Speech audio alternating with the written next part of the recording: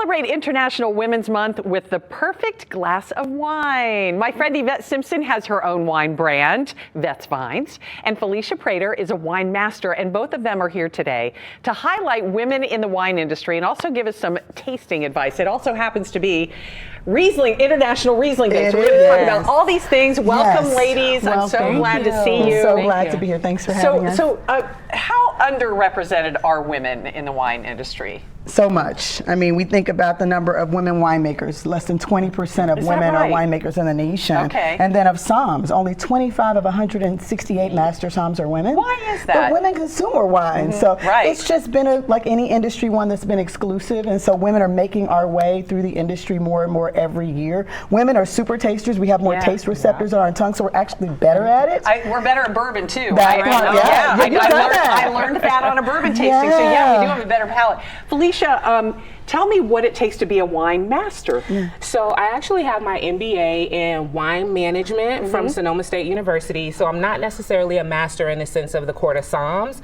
but I went through a program which pretty much ran the gamut: wine distribution, wine financials, wine marketing, etc. So I started my company, The Urban Taste, and we do wine consulting, education, and events. Oh, that's great. Yvette, why did you want to get into the wine business? I mean, it seems like so simple. I like wine. I'm going to make one.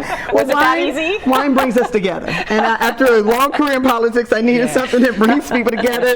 It brings joy, and also it reflects every single culture. Just like people, it's diverse, it's rich, it's on most tables around the world. And I wanted people to learn more about it. It's also been very exclusive, and I wanted more everyday people to feel like you could grab a glass of wine confidently, talk about it, and enjoy it. Oh, that's great. So supporting women in the wine industry is as easy as buying a woman-made or woman-owned wine. That's right. So what are some good brands for that, Felicia? We got a few today. Okay. Yeah, so on the table here we have Aslina Wines, the Chardonnay from South Africa. Nsiki Bayela was actually the first Black female winemaker in South African history. Really? So she's doing some great things there. And then we also have a Portuguese wine that's made by a woman, the Tabo Dela, which is a really great spring varietal. And then we also have a Theophilus's Vineyards, Cuvée Blanc from Theo, who actually is a lawyer by day out of Louisville, and a winemaker and just wine extraordinaire out of Napa. And some wines are for spring specifically. What makes a wine better for spring? Well, we think about white wines, right? We think about the food that you're eating. Sun's out, wine's out, right? We think about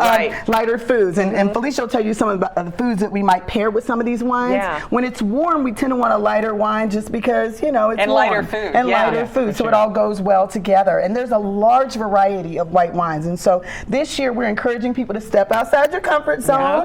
So if you tend to like a Chardonnay, maybe try a Chardonnay from another part of the world. Or maybe you can get a varietal like a Vermentino out of Italy, or a Sauve, or you can, I mean, there's so I've never many even heard of some of these. There's so many amazing white wines. So go to your retailer and say, hey, I usually like a Chardonnay. Can you give me a different one? Or this is the kind of flavor I like. Give me one that's a little different so that we try new things. 30 seconds left to talk about Riesling. Today is International Riesling Day. So happy Riesling Day. How can you tell how sweet or not a Riesling is? So the label tells the story in Riesling. So on the label, this one is a Trocken, which is German for dry.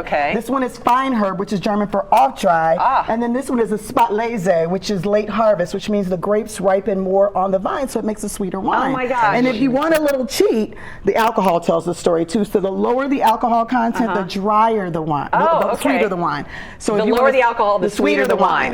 So if you want a sweeter wine, 9% or less. I like my wine to taste like Kool-Aid. There you go. I do like a sweet. I do like that Spätlese then. So can we just take a moment, because you said as we were getting started here, we wanted to raise a glass to our friend John Lomax. May his memory be a blessing. His legacy is known in the city. She definitely is. Thank you so much, Felicia and Yvette. Thank you. We'll be right back.